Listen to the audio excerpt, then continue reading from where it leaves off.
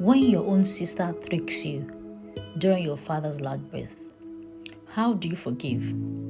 This is a story of Jose, his dying father, a forged will, and the twist no one saw coming 8 years later. Jose's father was dying. It was a brutal time, days filled with prayers, ambulance rides, and sleepless nights in hospital corridors. Jose and his siblings were doing everything they could to save him. But while the family ran from doctor to doctor, one person was busy drafting something else, a will.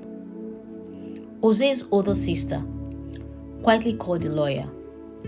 One night, as the father lay weak and barely conscious, she brought him some papers. He signed, probably thinking it was another medical form. But it wasn't. She sealed the documents with a lawyer and told no one. A week later, their father died.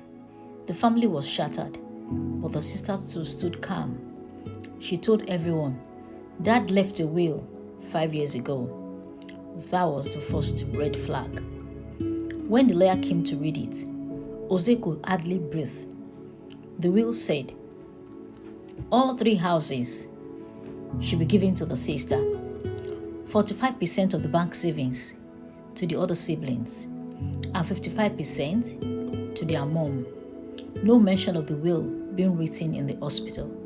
No mention of the dad being barely able to speak. But nobody questioned her. She was the oldest, and grief makes people silent. 8 years passed. The sister lived well. She rented out the houses, traveled, wore diamonds. Then, guess what? Cancer came knocking. On a hospital bed, weakened and facing death, she recorded a video. In it, she confessed, "Please forgive me. I forged a will. I lied. I wanted everything for myself. I was wrong." She begged for forgiveness. She admitted she sold all 3 houses to fund her treatment. And then she passed. At a burial, Jose stood up and gave a speech. People expected anger, rage, maybe even revenge. Instead, Jose shocked them. "She wronged us, yes, but we shall answer to something bigger than ourselves. Our children are not to blame." Jose took her kids in, raised them as his own, gave them the best life he could afford. School, therapy, love, everything.